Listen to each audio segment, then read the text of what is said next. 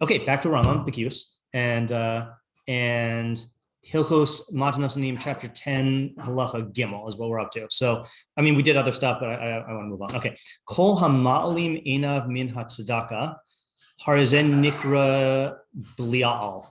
Okay, so anyone who hides his eyes from tzedakah is called blial. You know what blial means? This is a Mishlei word. Without? Yeah. Ol? Yeah, without ol, right? Yokeless. Yeah, a yokeless person. Okay, so I think lawless is the best translation we have, but it is not just lawless like as opposed to like a law-abiding citizen. It's someone who like casts off a yoke or is characterized by the casting off of a yoke. Vagabond is a good word. Vagabond is a good word. If that was one that people actually like used more frequently, then I'd be comfortable like translating that. But I think like lawless is probably whatever.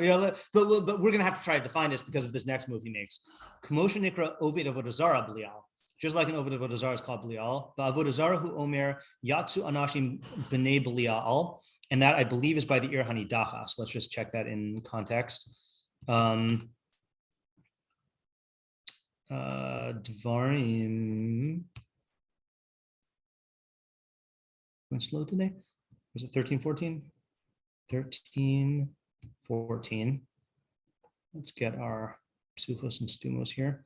Yeah. Kisishma ba'achas aracha asher Hashem elokecha nosen lecha lashevet sham lemor yatsu anashim b'nei blial mikirbecha v'yadichu es yoshva iram lemor. You know what? Anyone having deja vu? I had deja vu and I realized it's not just deja vu. Do you remember where we last talked about the Ihani Dakas and Rambam Bekius? This is strange.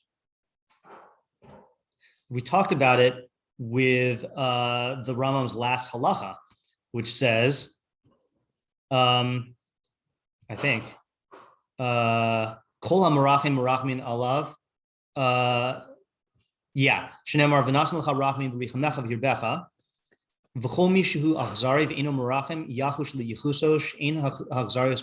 it's really that first part. Anyone who has mercy, God will have mercy on him, as it says, he will give you mercy and have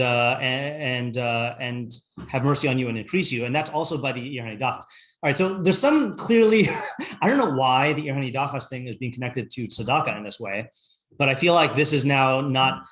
Remember how Oren wanted to say that, like, I mean, he didn't want to say like a pshat, but he wanted to like dismiss the question and say like, I think, the fact that we have now two instances where we're associating tzedakah with Ir HaNidachas is interesting. So that's something maybe we could look into. But anyway, do we even read the pasuk? Yatu nashim b'nei blial. Let's just see what Mr. BDB says. Worthlessness. That's a weird way. Bli is not, and with ya'al, oh, that's interesting. Bli ya'al. I guess that would be the most literal compound word. Worth, use, or profit, like toelas. Worth is good for nothing, base fellows. I mean, that makes a lot more sense or not a lot more sense. It makes sense in the context of like base, degenerate men. Yeah, what do the dictionaries say? Kadmonim. Let's look at Radak. Oh no, that's Bal, Blial, Kavar Kasavnu Oso Bashorsh Bal, Ki Mila Murkevis. Oh, Blial, here we go. He says Blial is louder than. Where does it start? Ubechibur Hamila Hazos Im Yaal, Kana Harasha V'Amar Ish Blial, Vu Ben Blial Midaber Elav, Klomer Ish Rasha, Al Ish Hablial Hazeh. I just want to see if he defines it. Dvarim Lavav Blial, Diva Russia, Pirush Huli Ra Vikasha Davukbo. Oh, that's for a Davar Blial Yatsukbo. Asher Shachav Lo Yakuz Pirush Altitain. Okay, all right, fine. So he's giving a lot of instances and defining them. Fikach Kana Russia Go Return Lamar Russia Bal Ya'ale Ubal Yatzliach. Oh, so he's saying Blial is he will not ascend because he's a Russia. All right, so that's different than I was saying. But there are definitely Mefarshim who say that Blial is without a yoke. I know that from Mishlei. I just haven't found him here. Okay, let's see what he says about this person. So it says about Avodah Zara Yatsu Anashim B'nei Blial Uva Ma'alim Einav Min HaTzedakah Hu Omer Ki Shamer Lecha Pen Yiheh Davar Im Levavcha Blial. You should be careful for yourself, lest there be a davar with your heart belial. Let's look at the context there. 15:9. I don't know what that is. 15:9. Ki yevacha evyon me'achad achacha be'achad she'arecha be'artzka asher Hashem lekach nosen loch lo sa'amet es levavcha v'lo sikpot es yadcha me'achicha ha'evyon ki fasok tiftach es yadcha lo v'havet tavitenu de machzor asher yachzor lo. Okay, we're good. Or maybe we're not good, or whatever. V'havet tavitenu de machzor asher yachzor lo. Hisham lecha penye davar im levavcha belia al lemor karva shnas hasheva shnas hashmita v'ra'a enecha be'achicha ha'evyon v'lo siten lo v'kara alecha el Hashem v'haya v'chafet. Okay, you know what? I'm gonna executive decision. Okay, hopefully that'll be better for those people. Yeah. So this is about the people who won't loan in the year of the Shemitah. Okay. So it uses the term there, and then it says v'nikra rasha. Shnemar v'rachme r'shaim achzari, the mercies of the wicked are cruel.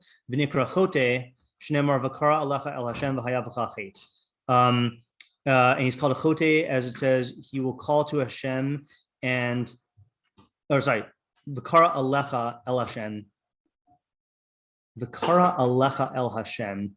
Yeah, the ani will call to Hashem, and it will be a sin for you. Yeah. Okay, so the question is, Malim Inam Mina Tzedakah, where have we encountered that concept before? What is the concept? Yeah. The pasuk we just read, right, which is the los aseh, right? Yeah. So let's just review the los aseh, and I'm not sure why the Rambam separates the two like that. I mean, I understand that in Perek Yud he's going over additional ideas, but so the original one was mitzvah say litain tzedakah ani Yisrael kfi masharoy la'ani im ha'se yad hanosim osegas shnemar p'sof tiftach es yad halo v'nemar v'hachazavta bo v'ger v'soshav v'chai imach v'nemar v'cheachich imach v'chol ha'roe ani mevakesh v'helim einav mimenu v'lo nasan lo tzedakah over belos aseh shnemar los amit es levavcha v'lo sikpot es yad ha'mechicha ha'evyon. Right, so that's the actual los aseh. So this is talking about the same thing. And we also saw in the Sefer HaMitzvos, the way he characterized that was, let's just review that again also. In the Sefer HaMitzvos, yeah, this is Reish Lamed Beis. Hasharshu Harna milihimanea milases tzedakah v'si'ua la'aniyim me'achinu achar yediasenu dochak matzavam v'ish lanu yicholes latamcham. So those are the two conditions, that we know of their dire state, and we are able to support them, and yet we refrain from giving them tzedakah.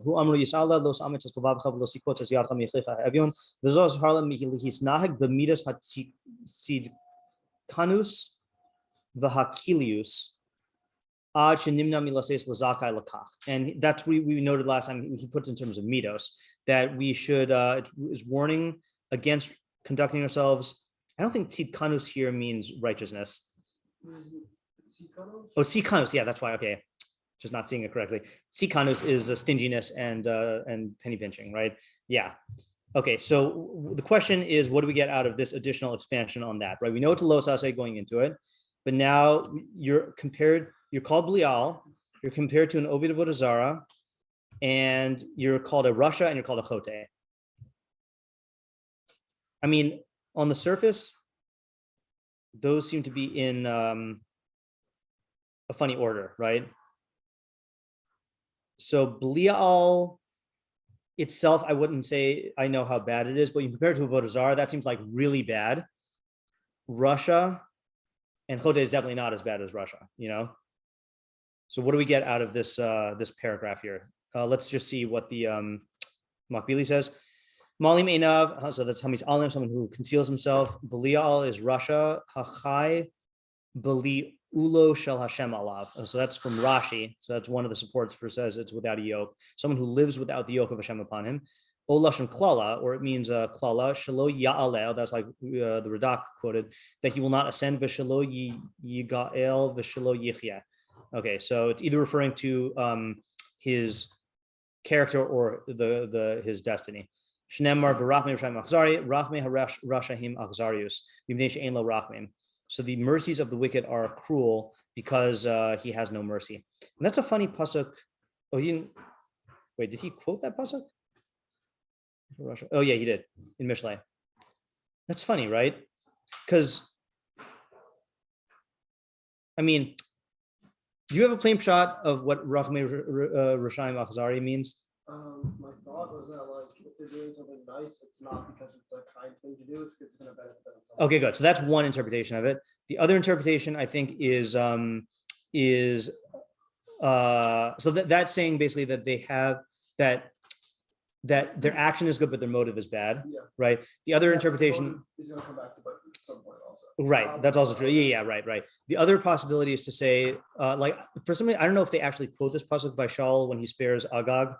But I feel like I've heard that applied there, where like he has mercy, but as a consequence of his mercy, then cruelty will come about. Like let's say like you let a guy, a terrorist go, from prison. So you might do it out of a genuine feeling of mercy, but because you're not acting in line with righteousness, so then that act of mercy is going to lead to cruelty. Being Moroccan to a Russia. Oh. That fits in with the shawl thing. That's not what I meant, but that fits in with the shawl thing. Yeah. But my question, the reason why I'm bringing all this up is either way, it doesn't quite fit in to the case here, right? Like the guy who's hiding his eyes from the poor to not give tzedakah to him, that's not your case. Nor is it what you said either. Right. You're not doing a there's no rachmim. There's no rachmim, right. So why is it saying rachmim rashayim achzari? I can turn this back. So the peoples can hear you. Wait. Well, Chaim's shot is you are doing an act that looks merciful, but you're doing it for sinister motives.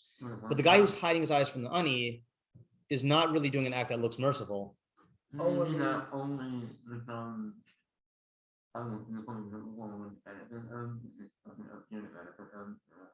Yeah. I was going to say something. Meaning, you can flip that and say that the fact that he's not doing it means that he only does tzedakah when it's his benefit. That's interesting. Okay, that's interesting. All right, so that's the closest we've come to it so far, because I still have a slight problem because there are many reasons why you might hide your eyes from tzedakah. Like you read this Rambam and it sounds like he's saying anytime you hide your eyes from tzedakah, then all these things apply, right? I mean, it definitely shows that you give tzedakah with a caveat, though. That tzedakah is not something that you view as like that's true. That's true. Okay, I hear that. So let's work that. That seems to pair nicely with the without a yoke. Yeah. The last one actually is almost the easiest, I think. Yeah. Yeah. So are you saying that because why would we characterize it as less severe? Like it's only like a hate, or? Well, I don't see how the pasuk has anything to do with what we're talking about. Okay, so that's why I'm saying it's the easiest, because I think the pasuk. Let's just read the pasuk inside one more time. 15:9.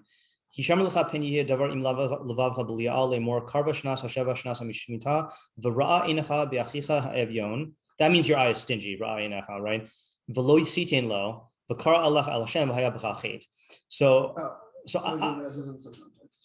So I think the reason why this is easier is because I think there it's referring to the fact that like it's an interpersonal hate that you're sinning against him, as evidenced by the fact that he's going to be calling out to Hashem because of the harm that comes to him. Whereas I feel like these other two, this rachmei rashayim achzari is more of a statement about your midos, and the bnei Belial is more of a statement about bein adam la makom. Like you can even say, I was talking with Ken about this recently. You ever hear the phrase, okay, we know bein adam lechavero and bein adam lamakom. You ever heard someone classify bein adam la'atzmo? Yes, Rabbi Fader. Yeah. So do you know where that classification comes from? Because it does fit in very nicely with this, right? That Belial is bein adam lamakom, rachmei rashayim achzari is bein adam la'atzmo, and chote is bein adam lechavero. The reason I was talking with Ken, the reason why I don't like that phrase bein adam la'atzmo is because I view bein adam la'atzmo as a feature of all mitzvos. So if I'm forcing you to classify this as either bein adam la'atzmo or these other two, it kind of like limits the conception. Like l'tov lach is for all mitzvos, And I suppose you could say that bein adam la'atzmo is going to be a category when it doesn't overtly affect anyone else and it's not overtly about Hashem.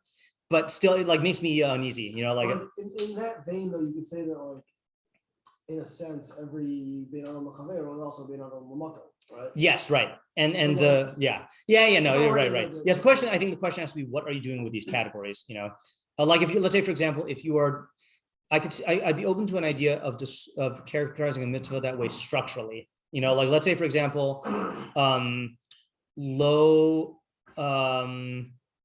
for argument's sake, just give me 1 second. Like, lo sachmod and lo tisaveh, you could say are bein adam la'atzmo. I know like Chazal say that if you give into lo sachmod, you're eventually going to like steal or whatever, but I wouldn't call that bein adam la'makom. And it's not really bein adam l'chavero in the sense that it's directly regulating how you interact with other people.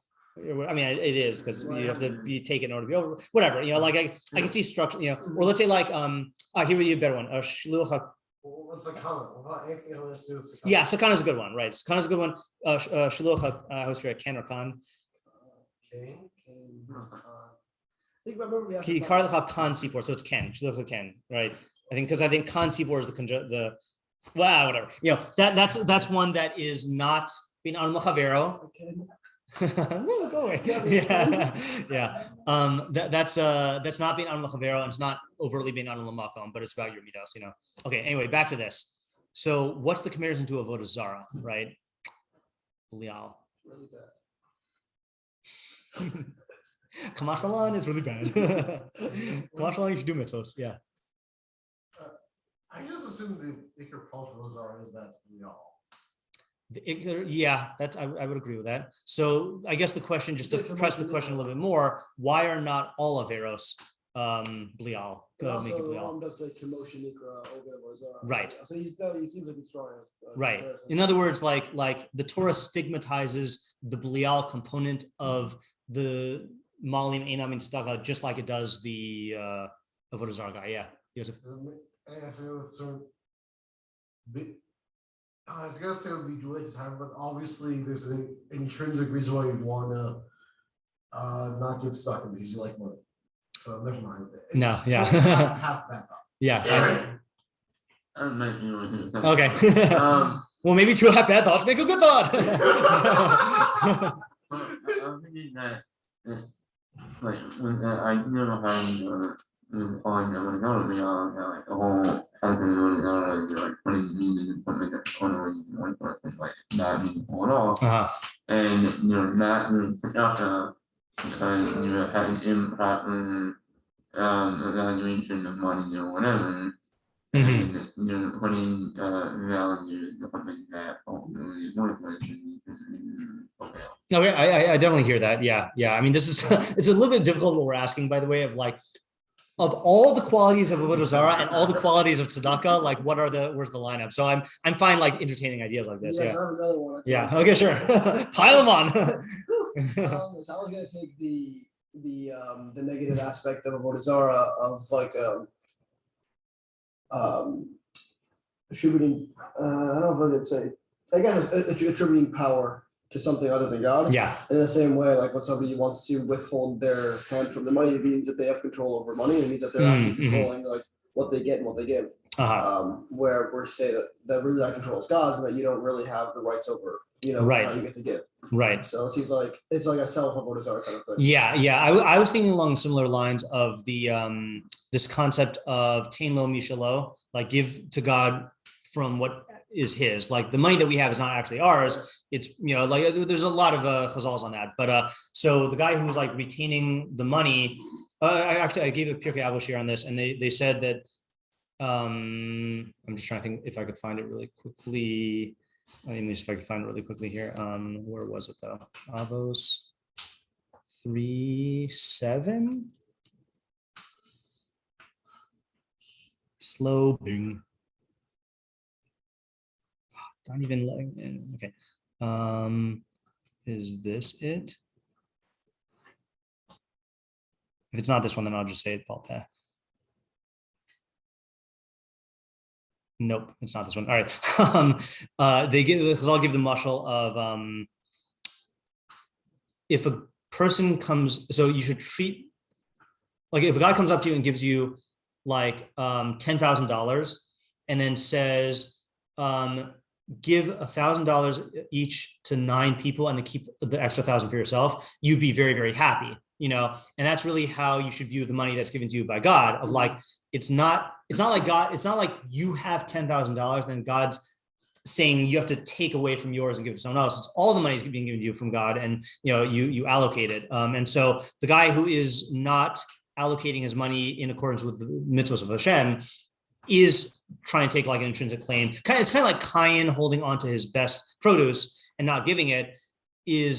That reflects a distorted premise, like I am the one who really owns this stuff, and like God is just demanding it from me. Yeah. Why is that even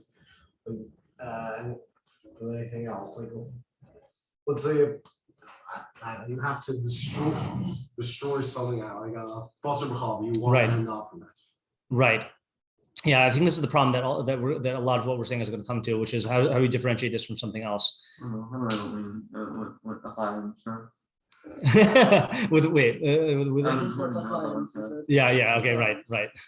Yeah, I mean, the one step I am taking, and the Chaim's taking also, is that like the qualities that. Wait, let's just review. Yosef, what did you say again? What was your half idea of the? What was your idea? I was trying to remember what I heard. Okay, Chaim, what was your idea? The attaching value, right? Attaching value to something, right? That's ultimately worthless, right? Yeah. Right. See, so the reason why any avera is going to partake of that, right? Of like attributing value to something that is really, isn't it? I mean, if you eat, a cheeseburger, right? Then you're, and knowing that it's usher, then you're like ascribing like value to physical pleasure over, kedusha, right? Or if you, right? I mean, he was arguing the same thing though about the aspect that I was talking about of saying that you're really in control. Yeah, it's just you could say about any right. So the what I'm trying to salvage is allocation of resources is something that is unique to tzedakah. You're telling me I'm too narrow? Yeah. So here's the thing: that people are intrinsically compassionate and therefore want to give tzedakah. Okay. So therefore, in order to choose not to, that requires like an active choice of rebellion. That's very interesting. Okay, so that's interesting. I mean, I understand that it's not. Were you reacting to the premise? If people are intrinsic, right. Yeah, no. But just going with that for a second, we'll question the premise in a second. But if that's true, that there is an intrinsic compassion, then you have to suppress that in order to be malim in a tzedakah. I don't know what that has to do with the Avodah Zarah yet, but that fits in really well with the Russia thing of the in other words, of the Rachmi Roshaim Achzari. That's putting it in binary terms. Either you're Rachim, Merachim, or you're an Achzari. Yeah. So the Avodah Zarah should be the Avodah Zarah. It's not like an intrinsic thing you want to do with Avodah Zarah. It's just so you have to actively choose that direction. That's interesting. This would also probably include a Isser, which is also painful, like the Isser of mutilating yourself. Like I guess in that by this definition it would also be right, but it wouldn't be all averos because anything that is like eating non-kosher fruit or whatever that you do have a natural draw for. Yeah. I mean, Yosef was saying it kind of that would kind of apply to all of it. Yeah. What were you gonna say there? I was gonna say this might also apply to all of it. No, yeah, whatever. But I want to say maybe the opposite of what Yosef was saying is that you have a drive to keep your money, and the person has a drive to worship Avodah Zarah. Right. And that those are two. Or at least to not submit themselves to an authority of Hashem, which is expressed through Avodah Zarah, right? It's either Avodah Zarah of the self or Avodah Zarah of something else. Yeah. And those are two very strong base drives, and that inverting that is good. Yeah. I know it's hard to have a base drive. That's what I'm saying. It falls into that same